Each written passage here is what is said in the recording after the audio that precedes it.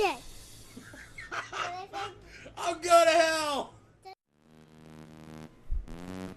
What is going on, you guys? It's Extreme here, and welcome back to another episode of Road to Max Prestige, a series I do every single day at 8 a.m. Pacific time.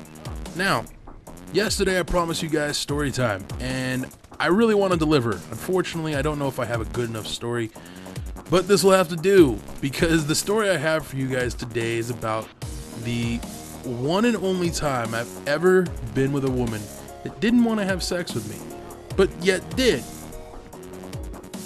If you're confused, welcome to my world. So, when I was about 20 years old, 21, I had met this woman.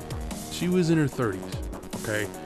And she was single, like 100% single, didn't have kids, none of that drama, nothing, just, you know, normal, sane person. Except one thing, she didn't want to have sex unless she was in a relationship with somebody, but she was completely down for oral, specifically the giving side of oral, which meant that this chick wanted to constantly suck my dick. And when I say constantly, I mean literally constantly wanted to suck my dick. Now, I don't know any guy that would say that's a bad thing, except I'm not a big fan of blowjobs. So, for me, it was kind of a bad thing. I'm like, you're right there. You're fucking naked. I'm naked. Let's just fuck. No, we're not dating. You fucking kidding me? Your fucking pussy's wet. Come on, let's do this. No, I just want to suck your dick. Come on, are you serious? So for about 6 months, I would hang out with this woman, and every time we hung out, it didn't matter where we were, in a car, in a mall, in a movie theater, in a fucking fast food joint. It didn't matter. If she could suck my dick, she was doing it. Kid you not. I can honestly say I have never had, nor will I ever have, as good a head as I got during that time. But it also, honestly, made me no longer really interested in it, because that's all I ever got. And this woman would get completely nude, okay, torturing me with this. Like, she had an amazing body, and oh my god, I could only imagine. Oh. Give me a second. I can tell you, I know for a fact, she was extremely tight where it counts.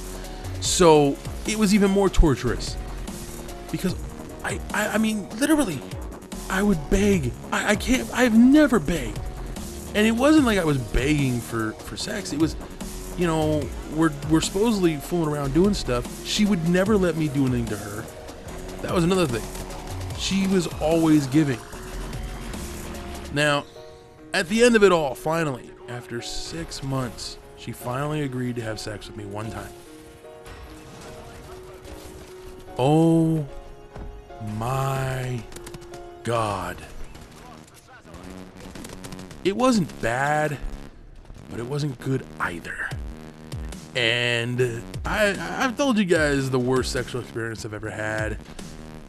This is definitely the number 3 spot. If there was a top 10, this was definitely number 3, because when a woman just lays there and does nothing, not even a sound, not even a fucking cricket would go off, dude. It was so uncomfortable. And now I fully understood why she didn't want to do anything unless we were dating, because then at least, you know, whatever. And I thought maybe that's just her, you know, like that's who she is. Well, actually that's not true, because I asked her about it a little while later when we agreed to stop fooling around and just be friends. And she told me the reason she was so quiet wasn't because, you know, that's just what she does. It's because she was afraid to express herself. And I was like, what do you mean? And she goes, well, if I opened my mouth, I'd have started saying things that might have freaked you out. Like what? Well, I love yous, that feels so good, fuck me, fuck me, fuck me, and I'm all everything but the I love you, I'm down with. That part, yeah, you're right, that would have freaked me out. So yeah, a lot of head, one time. Not worth it. Anyways, Thank you guys for joining me. I hope you guys enjoyed this episode and this story. Not the greatest story I've ever told, but not the worst either. Until next time, adios. He's broken both of his arms, I think twice. Even though he'll say, no. I broke them once, I fractured this wrist, then I did this, and I'm like, dude, you broke both your arms, okay? Your arms are in a fucking cast. You broke your arm, all right? Get over it. Anyways, my brother Eric's breaks were never anything super gruesome to look at, you know, fortunately for him. However, my brother Elliot, he broke his wrist. Fuck, I don't know how old I was when this happened. This was several years ago, you guys. And I work graveyards, I think. Or either the graveyards or I work night shift. I don't remember which.